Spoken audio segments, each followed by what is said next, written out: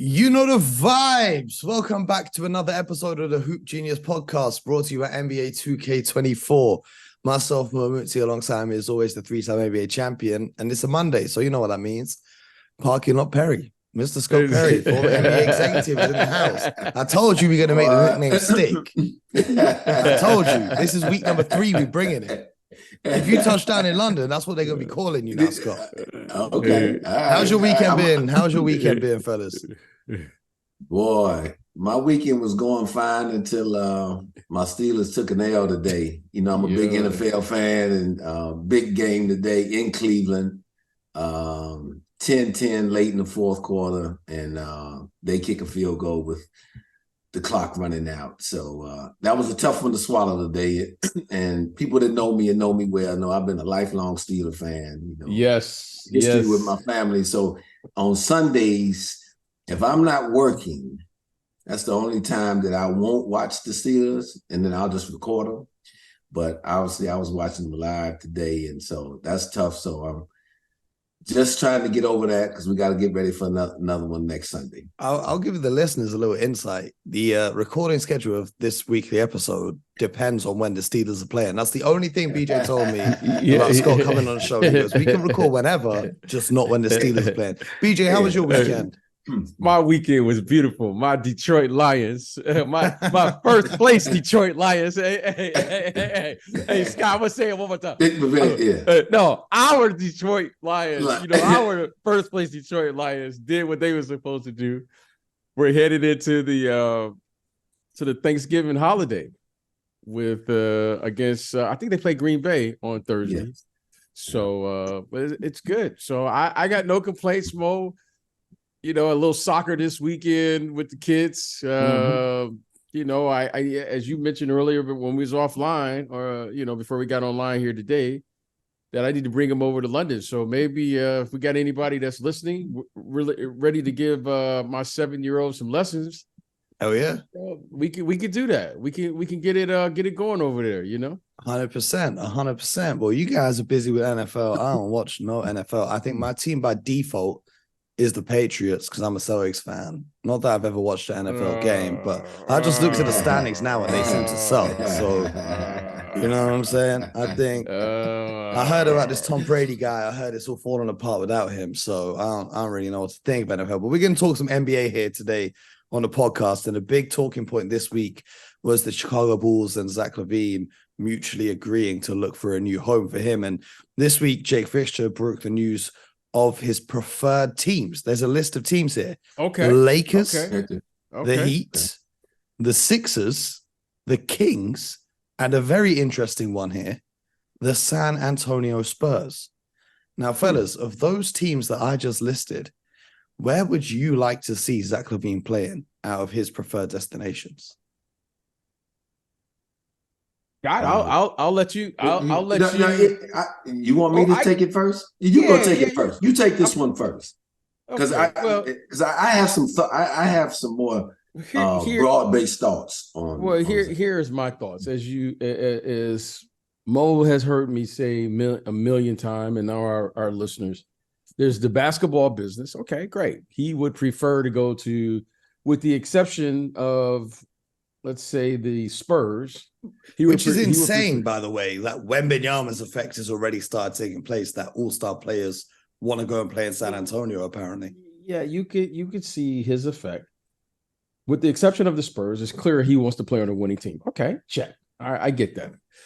Now, let's take in the other part of this business. There's the business of basketball. Now, I think he has about 4 years remaining on this deal. Is this the first year of a deal, Mo?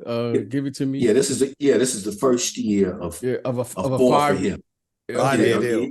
Of a 5 year deal. Okay, so now let's look at the business here, which is the real business. I don't know how many teams right now are saying, this is the commitment that they want to have with the player. Because when you start looking at a max player, there's two things that you have to say that goes. I mean, it's understood when you start paying a player a max player. One, he's got to affect my bottom line. that player should at the very least be able to take his team to let's just say the playoffs. Okay.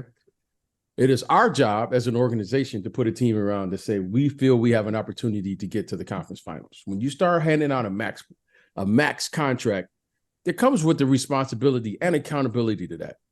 Second, the other thing that's important is, can he affect my top line? That means, can he put people in the seats?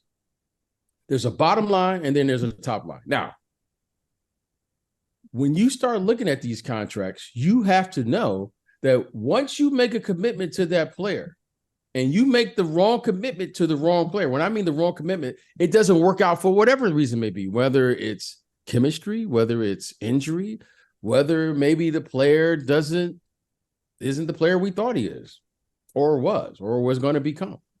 When that happens, now suddenly that sets you back as an organization because there's really no way to recover and you have to get off of that contract as quickly as possible. And a lot of times what that means is someone has to be responsible for whoever, whatever that recommended that contract.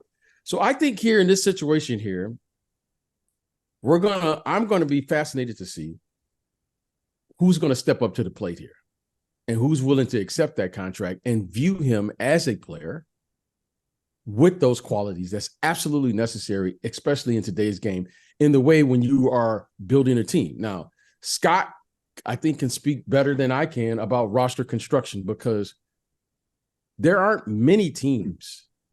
There aren't many teams that have Steve Ballmer here. That's just saying, well, just get the best player and we will absorb that and worry about chemistry and all things.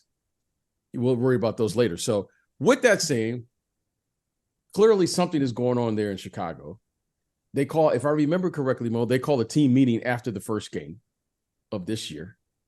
And now you can see where this is going because they have a very important decision to make. And that decision is what to do with DeMar DeRozan, because whatever happens will affect DeMar DeRozan, whether they're going to say, we're going to, just kind of patch this up and move forward, or are they going to go into a full rebuild? So I think there are a lot of decisions to be made here. Zach LaVine, I think, will probably be the big domino, which will say we're going left or we're going right. And it doesn't look like Lonzo Ball is going to come back. And if he does come back, what's the fair expectations now that he's missed, 2 or 3 years?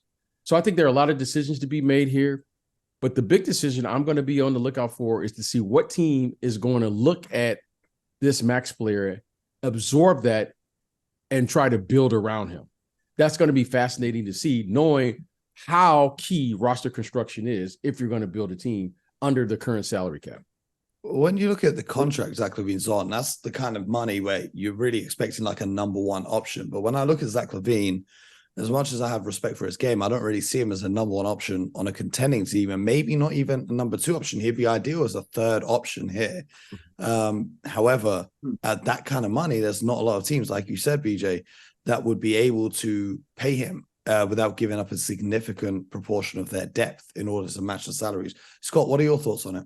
Yeah, I'm going to drill down a little deeper on Zach and just kind of take you kind of behind the scenes in terms of how I, as a front office person of 23 years, would kind of look at it when I hear a guy's name like that. First, I study the player himself. No question that Zach LaVine can score the basketball. He has proven that his 9 years in the NBA. I know this is his 10th season. He has shot the ball well. He's a career 38% three-point shooter, explosive athlete. He has proven that he can score the basketball. Next thing that I look at is, does he impact winning? Zach LaVine has been to one playoff series in 9 years. So he's played a total of 4 basketball games, 4 playoff basketball games. So now I say to myself, I'm looking at paying 40 this year, 43, 46, and 49 million in subsequent years for a guy who, to this point, has not impacted winning to the level that his money says he should impact. So there's not a real match there, in my opinion. Now, as I look at the teams, and you bring up a good point, Mo, when you start talking about him as a third option, which I think is the best fit. You look around the league, two of the teams that he mentioned, the Lakers and Miami. So I start studying the fit there. You have in Miami, you've got Bam Adebayo, you've got Jimmy Butler as your lead two. They're solidified there. They just went to the NBA Finals a year ago. The kind of third guy out there for them has been a guy like Tyler Hero, who, just signed to a bigger contract, good young player, similar to Zach in that he scores, but he's not the level of athlete. He's not the same explosive level of player. Could they take a guy like him, and they've got a big enough expiring contract on their roster as well, and send picks to get Zach and absorb him into that Heat culture? I tell you, in my 23 years, I probably have as much respect for the Miami Heat organization as I do any organization in the league, because you know what? Pat Riley, Eric Spoelstra, they are going to stick true to who they are. So whoever comes in there, you're going to have to adhere and be held accountable to what it means to be becoming a Miami Heat player. So if Zach is going to contribute to winning, he's going to have to do it their way. And they could utilize, again, his exposure. So I could see that maybe as a potential fit. They've never been afraid of taking a chance on certain talents like that, because, again, they have great trust in their culture. Do you see them, if they were to do a deal for Zach LaVine, moving Tyler Hero, or would it be keeping Tyler Hero and then moving Duncan Robinson and Kyle Lowry, for example, to match up the contracts? Because then if you're left with Zach LaVine and Tyler Hero, are you playing Tyler Hero a point guard, and then you've got two weak defenders in your backcourt? And if you move, if you move Tyler Hero, what's the gap between Zach LaVine and Tyler Hero that you're paying the extra $15 million a year for? Yeah, well, again, if you think that Zach LaVine, which I think, he's more athletic, he's more explosive, and now you put him in his rightful role alongside Jimmy and Bam Adebayo, because you got to remember, the Heat made a run last year throughout the playoffs, for the most part, without Tyler Hero. Now, I know he was good a couple of years ago in the bubble when they also went to the finals, and he played well then. So if they see him as an upgrade, and again, I don't know if they do or not, but I think that, Zach's a little stronger. Like I said, he's probably a stronger finisher at the basket. So to me, it all comes down, can that little bit extra that Zach brings get them over the top? Because again, this team was in the finals last year without Tyler Hero playing. I think you hold on to Duncan Robinson in this scenario, because again, Zach and Tyler would kind of step on each other's toes, if you will. But Duncan Robinson can do what he does. He can space the floor. He's an excellent cutter without the basketball. He doesn't need the basketball to make plays. And he's improved a lot. Tough. Even when he hasn't now this season, he's putting the ball on the floor. And he is a little better, and I'll say this much, but he's probably a little better team defender than what Tyler Hero is. And because, again, when you're taking in Zach LaVine, he is not known for his defensive prowess either. So, again, Duncan Robinson has figured out enough from a team defensive standpoint that that's why you see him starting and staying on the floor and staying in their rotation. So Scott, let me ask you this. If you are parting, Scott, let's pretend you and I are GMs. And if I'm calling you and saying, I'm going to offer you my third best player on my team for your first best player, your response would be what? I just want to know. If I'm saying I'm going to give you, I just want to know your response. No. Very valid point, Jay. I think the thing here, though, in this circumstance, is okay. You're saying that Zach is the best player there in Chicago, and he may be. But what I'm saying to you is, okay, the best player you're trying to send me, he's only been to the playoffs one time. My third best player has been to the finals twice. He's younger. He's making less money. I just wanted to know what you thought. You don't have to convince me. I just wanted to know. Exactly. But that's how I would frame that particular one. Look, every deal is its own unique, has its own unique set of circumstances. So this one is unique in that way. But I definitely understand your point. Just as a general rule of thumb, in a vacuum, if somebody's calling for your best player, you want to be trying to get their best player back. I get it. I understand that. Well, the other team you mentioned was the Lakers, right? And for the Lakers, they don't have a ton of draft picks and whatnot left. They would have to make a deal around kind of D'Angelo Russell and then kind of Rui Hachimura. I don't know if they'd want to include Austin Reeves. But if you're the Lakers, you're also looking at the Chicago Bulls and trying to figure out, like BJ and I discussed earlier this week, are they simply trading Zach LaVine and then still trying to add pieces to add to DeRozan and Vucevic, or are they going to have a fire sale? Because if so, DeRozan is another player who's been linked with the Lakers, and Caruso. We were texting about this earlier this week. If you can share with your listeners your thoughts on Caruso as well, because I said, the same way the PJ Tucker trade to the Milwaukee Bucks swung the championship that year in terms of adding that defense and that depth to the Bucks roster, I think if a contender was to go out and get Alex Caruso this year, he could make a big difference in the title race. But what are your thoughts on the Lakers? Would they go in for Zach LaVine, or do you think they'd rather wait and see what happens with DeRozan and Alex Caruso? Well, one thing I'm going to say about the Lakers has been true with the Lakers since I started watching basketball some 55 years ago. The Lakers have always gone after big name star names. That's a fact. And so Zach LaVine is a big name in the NBA right now. And they have something, I talked about the Heat culture, if you will. But when you have LeBron James and Anthony Davis, there's a clear 1-2 pecking order. So now you're bringing in, again, Zach, to me, in a great role to be that third guy, that third star. And Zach probably could carry them on more nights than anybody that they currently have on their roster, not named LeBron James and Anthony Davis. So that's one thing that they have going for them. You mentioned Chicago. If and when they trade Zach LaVine, you've got DeMar DeRozan on an expiring contract.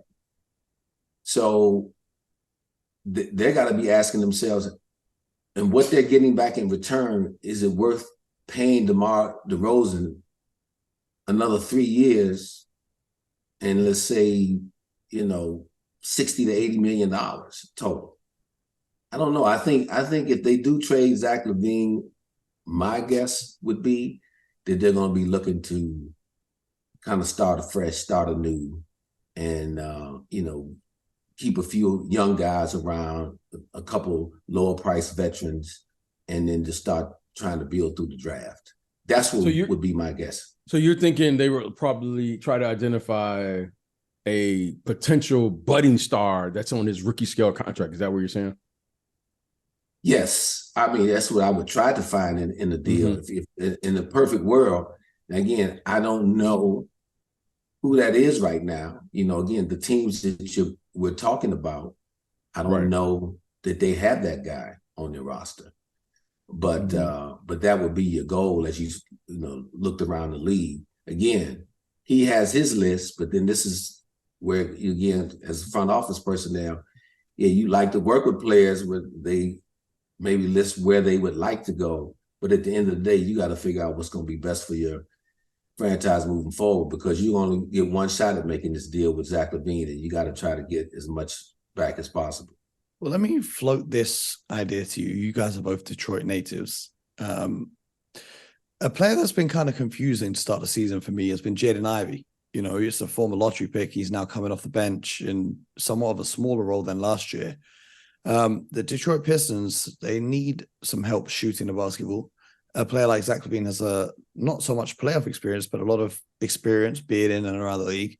Do you think there's a world in which Detroit could get involved in this deal and kind of accelerate their timeline and have Cade, Zach LaVine, and Jalen Duren as that big three moving forwards? I think that would be tough from this standpoint. There aren't many executives that are going to trade within their own division. Okay, there aren't many. Normally, you're going to try to, if you're going to make a trade, especially with a top tier player like that, you're probably going to send them to the Western Conference, right? Then that way you only see that player, twice a year. In some cases, you might not even see them because they've already played.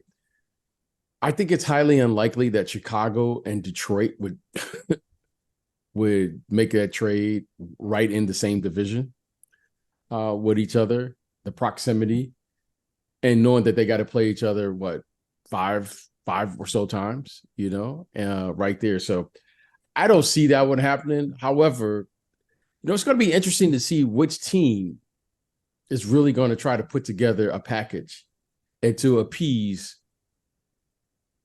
that player, right? Because clearly you're going to make a commitment to Zach LaVine. But however, I think Scott made an interesting point. It's going to be fascinating to see the direction of the Chicago Bulls, because the Chicago Bulls have a huge decision to make. And this may be the domino that just, triggers everything for them and say they're going to go on to a full now rebuild, which is, we know it's going to take, 2, 3, 4 years to do once you make that commitment. So I think this is Zach LaVine is going to go wherever he's going to go. However, I'm just really fascinated to see the team that's going to absorb this contract. But more importantly, what are the Bulls going to do right now? Because the Bulls are at a crossroad, no matter how you slice or the dice. And when your best player suddenly says we're in a mutual agreement. So this isn't something that just started yesterday.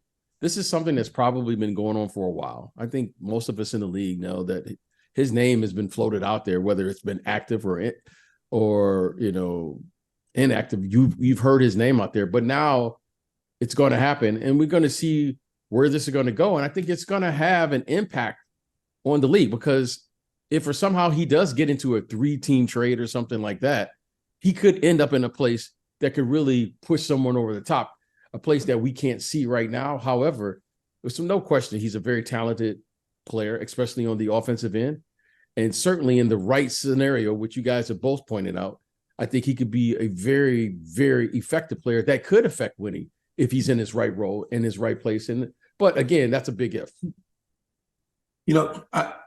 I was just going to add, but BJ brought up a great point, because I subscribed to this for 23 years and as a front office person.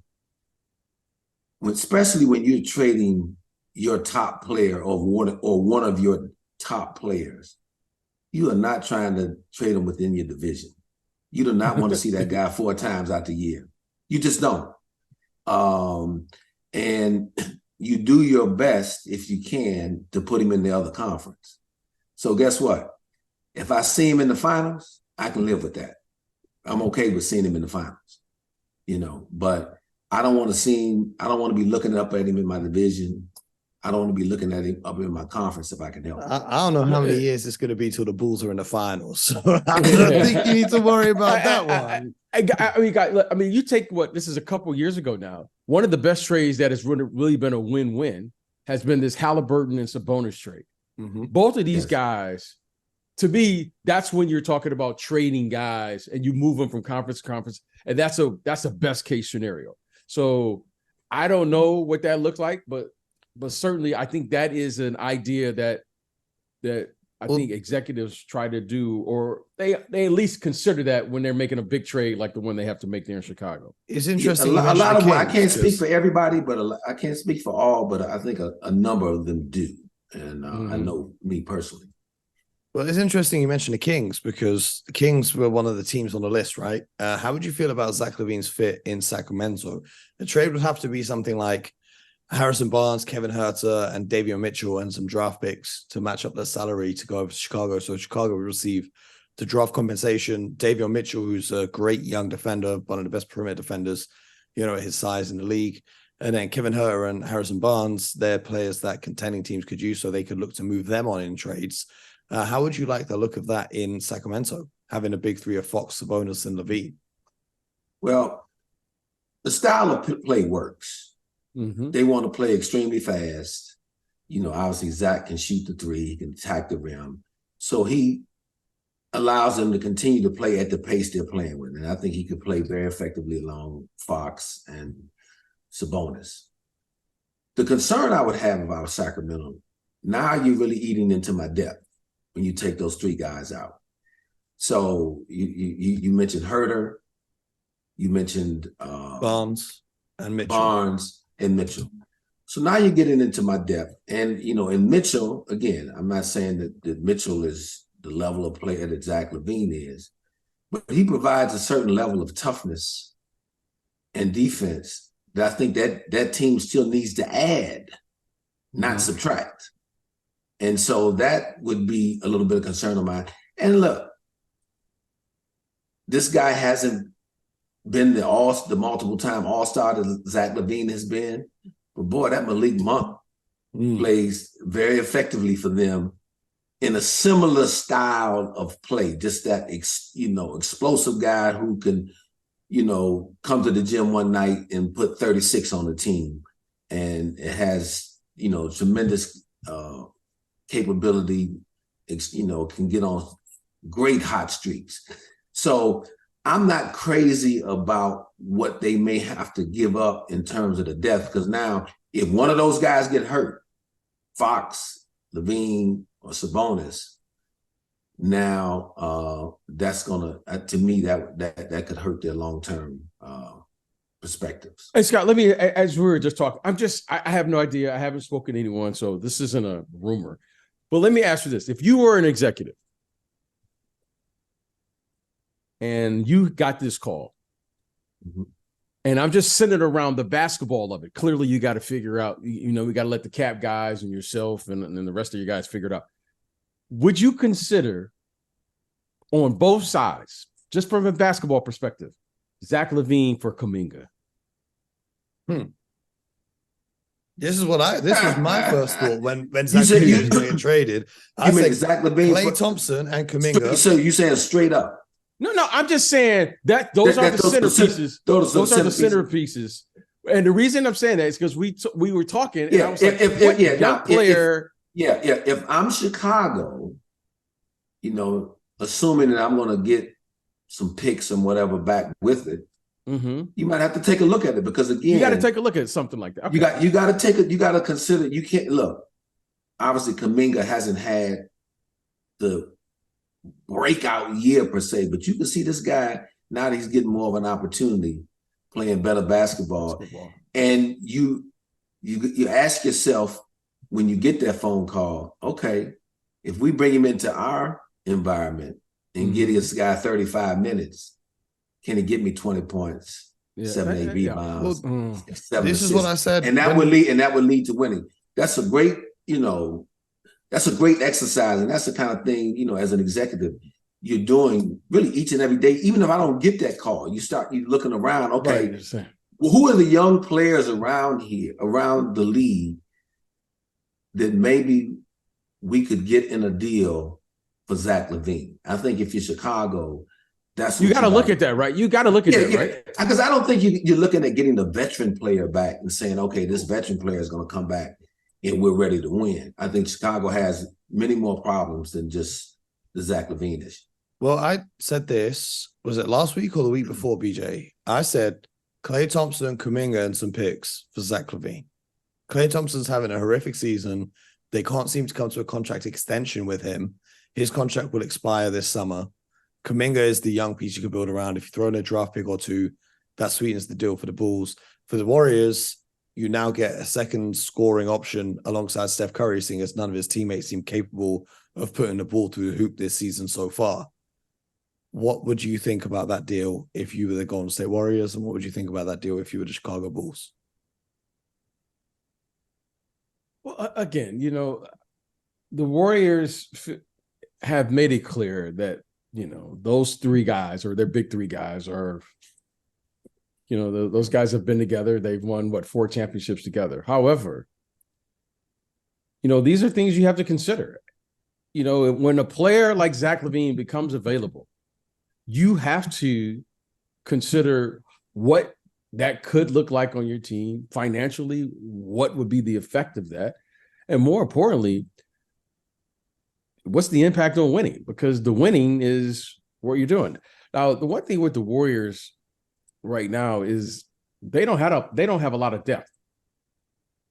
So I'm not sure, just for, you know, though you're giving up 2 players to get 1 blocker. I don't know that. I don't have the numbers in front of me. I would think that the Warriors right now are looking for depth because they are literally an injury. Now they have a suspension right now where they don't have enough rotational players to really maybe get into the top 8. So for them, yeah, you got to look at it. However, I would think right now they have to really begin to look at, they're going to have to accumulate or acquire depth. They have to get some players that can really give them some punch, some pizzazz, some moxie coming off that bench. We can't just keep looking at their first 5. Steph Curry and these guys, they're all in their 30s right now. And as you know, as you're putting together a team, those guys' ability to recover in your 30s, especially at that lead guard position, as great as Steph Curry has been, let me tell you something. Smaller players, they are affected at it happens much faster for a smaller player than a taller player. So at some point here, Steph Curry, as great as he is, I know he's in phenomenal condition and all of that's well documented. We're going to have to figure out how to play him and get him through this 82 game schedule. Because you can't keep just doing this, because this team right now looks as if they are 1 play away from this all going away because of the age of the team. They have no depth. I mean, up until like a week ago, Mo, they didn't have a player that scored over 20 points other than Steph Curry. Mm-hmm. Now, these are things we have to consider. But again, if they do stay healthy, which they did a couple years ago, and they get the right and the ball falls in the right place, and you need a little luck, you might win a championship. So it's a fine line in here. However, I don't know a coach or an executive who doesn't want depth. And right now, that's a major concern for this team because you're going to sacrifice playing your veteran players more minutes in the regular season, which is going to have some effect on them at some point during the course of the playoffs as they extend, hopefully, beyond the first and second round. Scott, what do you think of my deal? Rate my GM skills. What do you think of that deal for the Warriors and the Bulls? Well, I'm going to rate your skill in that it gives you something to think about. So anytime you hear about a deal that it's cause for contemplation, Mo, I'm going to give you a solid B for that. Okay. We can build on that. That's a good starting foundation. Yeah. I'm going to give you a solid B. But I think one thing you got to consider, though, if you're Golden State, and, the name Jonathan Kuminga has come up, they know what he can do better than anybody else around the league because they've been with this guy in practice for the last 3-4 years. They've taken a great role in his development. And so when BJ talks about, again, their big 3 all being 33, 34 plus in age, man, it's hard to let a young guy out of your building. If, again, I don't know to what degree they value and like Kuminga, but I've seen signs of him that indicates that he has a chance to be a very good NBA player. You got to take that into account. Do I want to let that guy go out of my building after putting 3 to 4 years? And unless the only way I'm going to consider doing that, if I believe that getting a Zach LaVine is going to push me closer to getting to the conference finals and finals. And that's a question they got to be able to answer. Well, speaking of teams that want to push to the conference finals and finals, whether or not it's realistic, the LA Clippers, it's time to talk about them again. I dream of a world where we don't have to talk about them every week, but here we are with more Clippers talk. Russell Westbrook this week, Chris Haynes reported that he has volunteered to come off the bench in order to smooth the process of James Harden getting acclimatized with the team. This led to them picking up their first win with James Harden on the roster against the Houston Rockets. And James Harden hit that huge three at the end of the game to secure that win. Whether or not the referees missed a blatant foul by Kawhi Leonard, which would have actually lost the Clippers that game, that's besides the point. They got the win. How do you think that this move and Russ volunteering to go to the bench, which in my opinion showed great leadership, is going to affect the Clippers season? And now do you think they're going to use this win to springboard and move forwards? Mo, you took the phrase, a word out of my mouth. First thing I thought about was what leadership on the part of Russell Westbrook. Now, you know the competitor that guy has been his entire career. In his heart, he really doesn't want to come off the bench, but he's looking at this situation and say, you know what, there's nothing more important than winning. And he is going to raise his hand and step forward because he knows he's played the role. You know, obviously James Harden was the sixth man to him when he first started his career years ago in OKC. But there's been a lot of basketball and a lot of circumstances that have happened between then and now. So Russ is saying, okay, James probably wouldn't want to do that. And in my opinion, James at this point of his career, and they may not want to hear this, but the way he plays the game and the pace he's playing, he would be terrific coming off the bench with the second unit, because you could just let him go and he still could go get you 20, 25 a game coming off the bench. And just because he's coming off the bench doesn't mean he's not going to close the game. I think that's the key. A lot of times with players, who's going to close the game. Russ with the Lakers, people criticized him a lot when he came off the bench and didn't think he didn't play that well. Again, he was over 30. Well, I don't know. He's about 32 years old, 33 years old when he was coming off the bench with the Lakers. A lot of miles on him. But he still averaged 16, 8, and 6 or 7. I mean, that's pretty good numbers coming off the bench. So I think mentally now he understands how to play coming off the bench a little bit. He can energize that second unit. Now, do I think it's going to solve all of their issues and problems? No, I think they still lack some size up front, especially in the depth department. And defensively, I still got to see how much James Harden is willing to engage as a starter night in, night out to really make the kind of deep run that their resumes say they should make. But again, resumes don't play the game. The people that are playing the game right now. So I got to see it. Haven't seen it yet. What stands out to me about James Harden is the lack of free throws he's attempting in his games now compared to earlier in his prime when he was with the Rockets, and the amount of times he's actually driving to the hoop to try and dunk or lay up the ball is significantly less. Now, you could look at this and say, well, he didn't have a training camp, he didn't have a preseason, he's still getting in shape. However, that's decreased every single season in the last few years. So I agree with what you're saying about him aging and coming off the bench. But BJ, do you think he's ever going to get that step back? Not the step back, but his step back, to be able to explode to the basket again and get back to being the James Harden we saw in Houston? Or are those days behind him? Well, I think it's the one thing that I've seen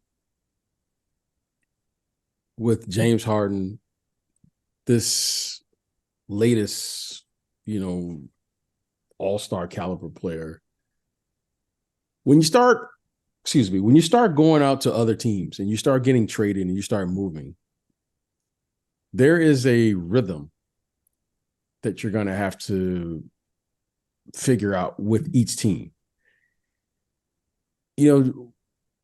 James has gone from a player that in Houston, the one that we saw in Houston, where he was the first, second, third option in that offensive thing that they were doing down there with D'Antoni.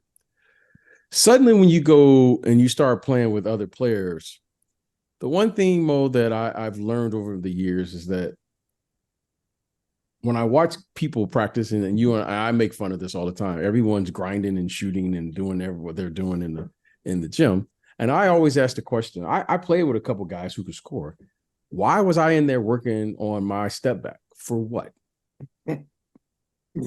Because I knew that guy was going to get 30 shots a night. Okay. Believe it or not, Mo, and I wasn't the greatest defensive player. Scott has known me my whole life. I had figured out a long time ago, Mo, because I was a point guard my whole life. My whole life. I didn't start playing the position when I got to college or the NBA. I was playing that my whole life. I had to learn how to do what 99.9% of all players in this league gonna have to learn how to do, is learn how to play without that ball in their hand. That's a fact. Now, we all come in with the same idea. We were the star players. Very rare do players at this level defer to another player. Yeah. It's very rare that you just come in and defer to them. You got to earn that spot. Okay. So let's look at James, where he's been. So he goes to Brooklyn. Was he really the best player on that team? Availability wise, yeah. Okay. Talent wise, maybe not. Okay. When he went to Philly, was he the best player on that team? No. He's in the Clippers. He's the best player on that team. Nope. It's not taking away anything James has done. James has been MVP, 30-something, all the last year he led the league in assists, by the way. So let's give him his credit. However, when you start going to these teams, now you start looking at roles, expectations, who's deferring to who. You know, Kawhi Leonard, you know, he can say it. Paul George, I'm sure, is like, wait a minute, hold on. He was an all-star last year. I think Paul George may have been their best player so far this season. Yeah, Russ is like, you know, Russ is not deferring to anyone. Say what you want to about Russell Westbrook. He's not deferring to anyone, okay? And this is why you got to give him the respect, because you know what Russell was really all about as a competitor, and this is why you got to love him. You could say whatever you want to say, which is fair play about whatever you want to say about him. However, we have acknowledged this here with him over the years. He competes and he shows up at 7:30 each and every night.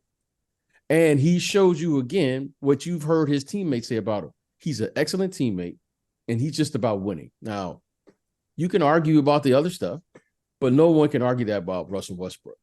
And here's another example of what Russell Westbrook is really all about. So this situation with James Harden, I think, is going to be unique, is because once you start moving on a different team, your role automatically changes. The spacing on the floor automatically changes. The touches of the ball automatically changes.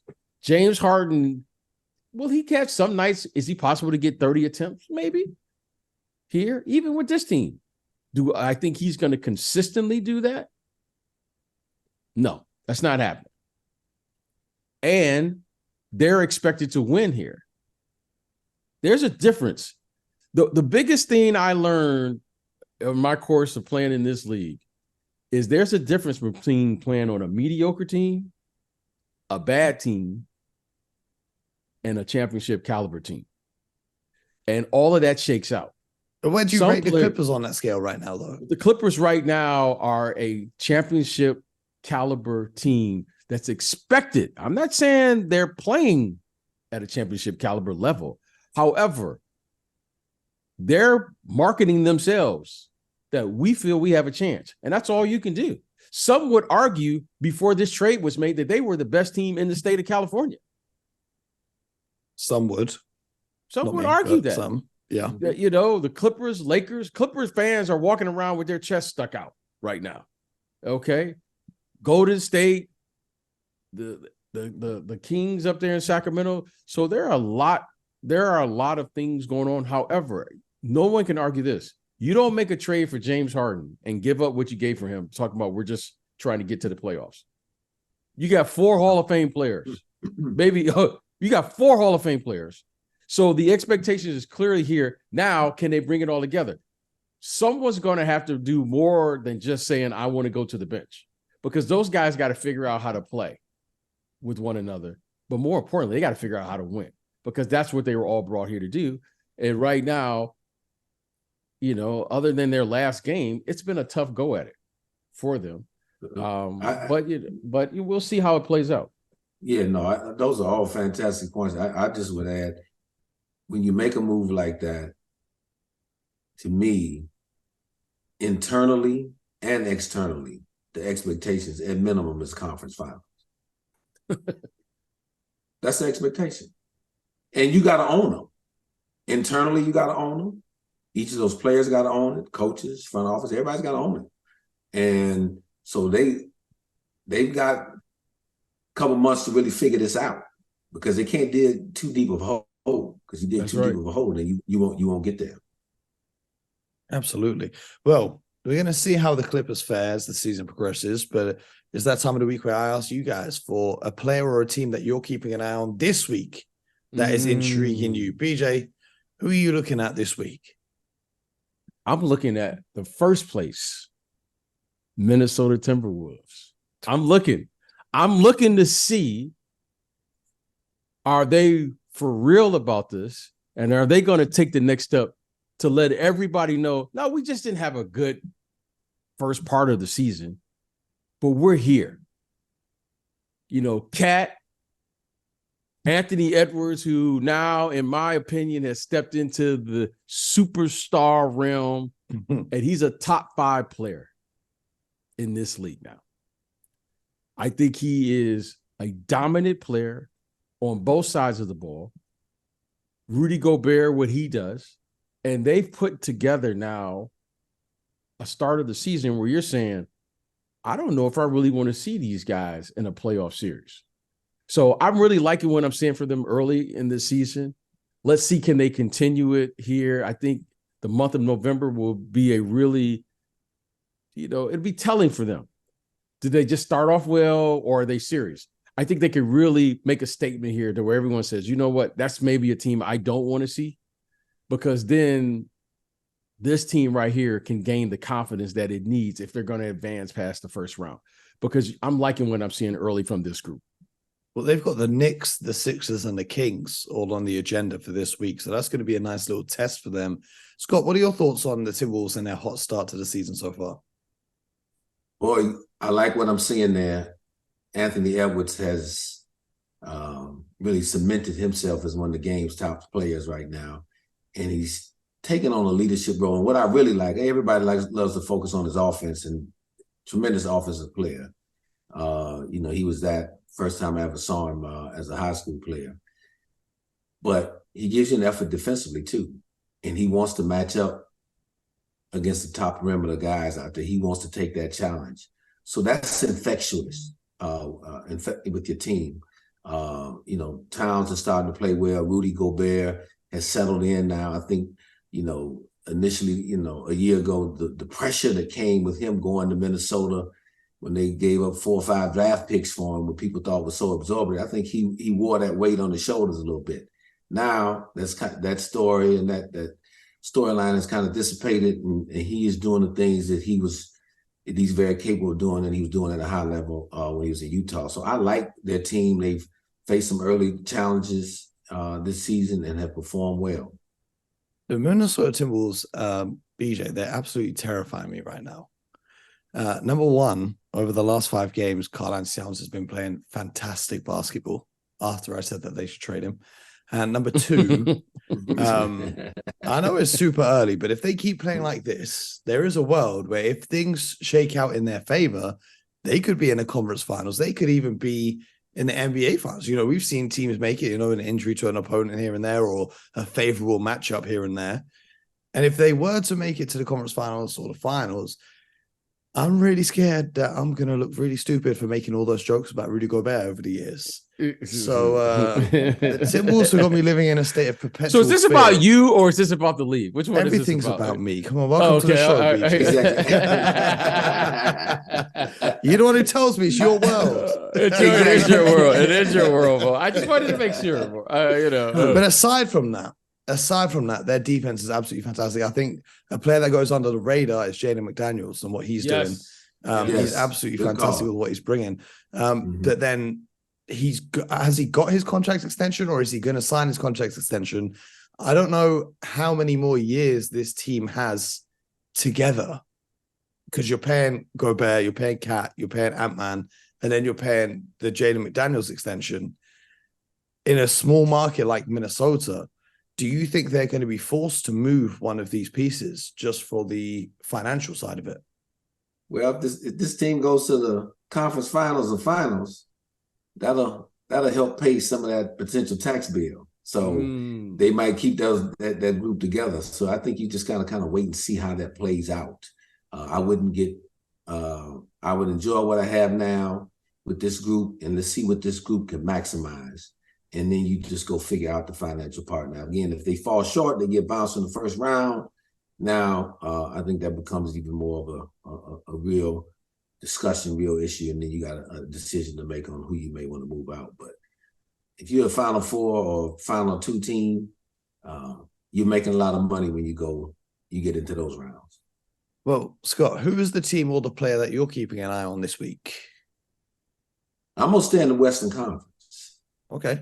And I'm gonna go to the Oklahoma City Thunder. So I've been, they just won 4-game win streak as we're recording this. Yes, and they just won, that the new back-to-back series that teams have now, and Golden State hosted them for 2 nights. Half of Golden State. Exactly. Well, it wasn't, but to win on the road like that, and the way they won last night, yes, and showed me a lot. They were in control of that basketball game. And look, Shai Gilgeous-Alexander is playing phenomenal basketball.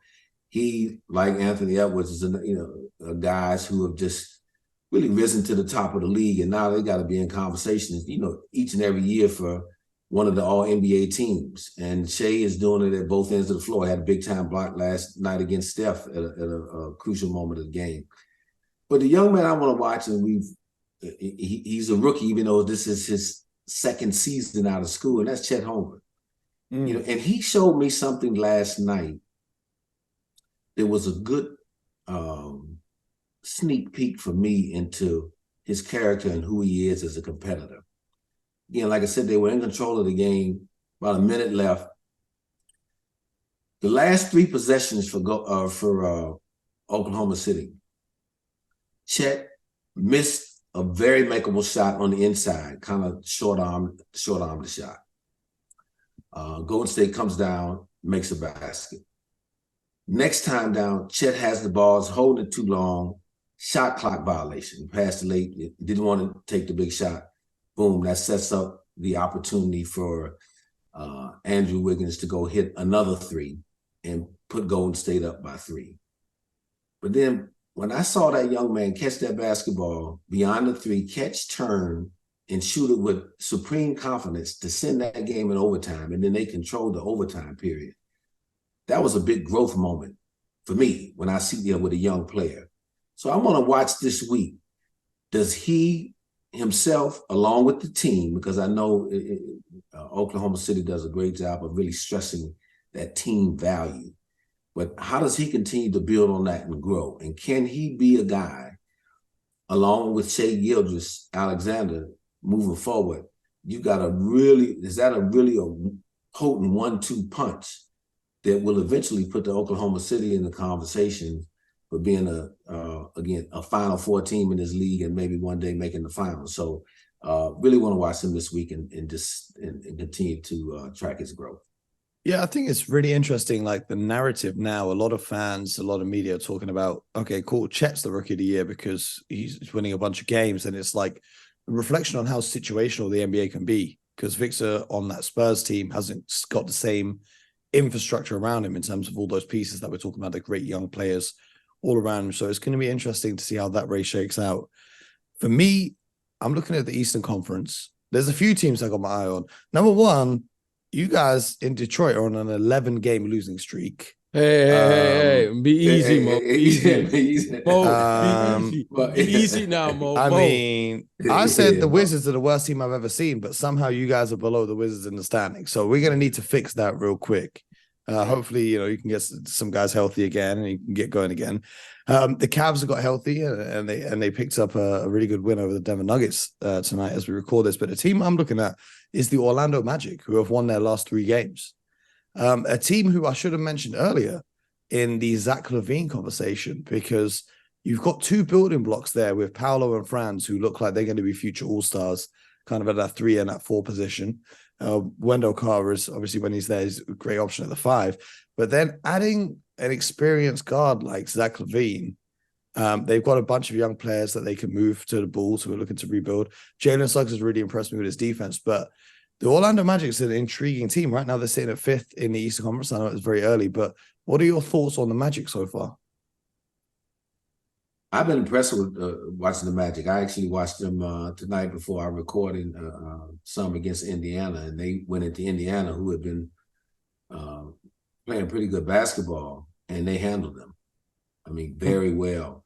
I've got to give a quick shout out to the coach there, Jamal Mosley. I think he's done a terrific job of bringing along so many young players at once.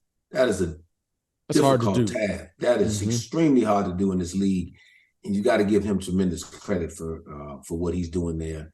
You mentioned Banchero and Franz Wagner, and they have some depth there. Again, there may not be that star depth or star player like a Zach LaVine, but there are enough players there that can they get contributions on different nights from different guys, and and Markelle Fultz still hasn't played much yet this year, who's would be a regular starter for them.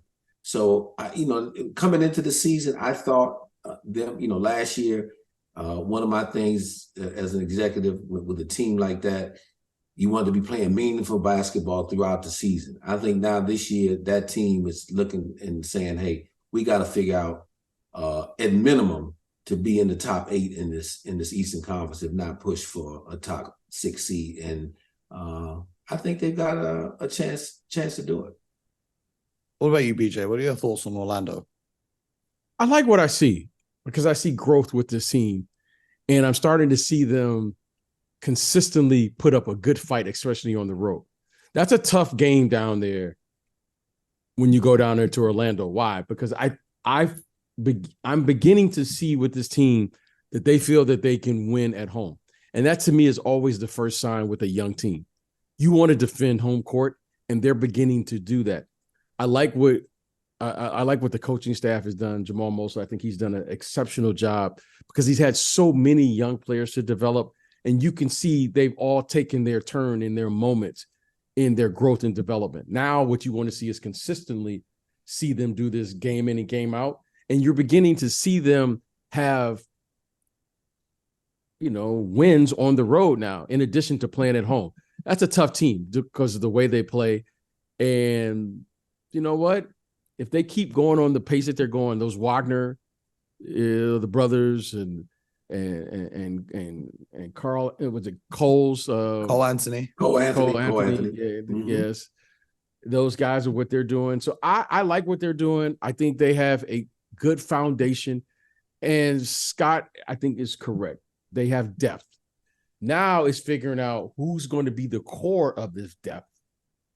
And then maybe try to add to that, whether that means moving a player, maybe, adding another piece of that in free agency, whatever it is they're going to do. But I like the position that they're in right now, because you know what? It's hard when you start having a lot of young players, but somehow they've managed to do it. And all of these guys have shown that they're going to be good players in this league for many years to come. Yeah, and Mo, I think they've got, to BJ's point, I think they've got 6 home games in a row coming up here, starting this week. And that will be huge, because if they can protect that home court, if they can go 5-1 or even 6-0, now they establish themselves and create some distance and separation maybe in the Eastern Conference. Yeah, I mean, they got the Nuggets, they got the Celtics. It's going to be a tough week for them. But then it gets easier because they got the Hornets and then the Wizards back to back. So they can rack up some wins there, no matter what happens in the other 2 games. But that's been another episode of the Hoop Genius podcast. Scott, thank you for your time once again. We see you shining out there, making a debut on ESPN. And yes, we're looking forward to seeing more. So you guys tap in with Scott when he's on the big networks. But he said that. This is always part of me right here, the Hoop Genius right here. This is home base for me. Yes, I got to represent home base. You're part of the family now. BJ, appreciate you as always. And we'll be back Appreciate you, tomorrow with more. Scott will be back next week. And in the meantime, you guys can subscribe on YouTube, Spotify, Apple, wherever you get your podcast from. And most importantly, get buckets.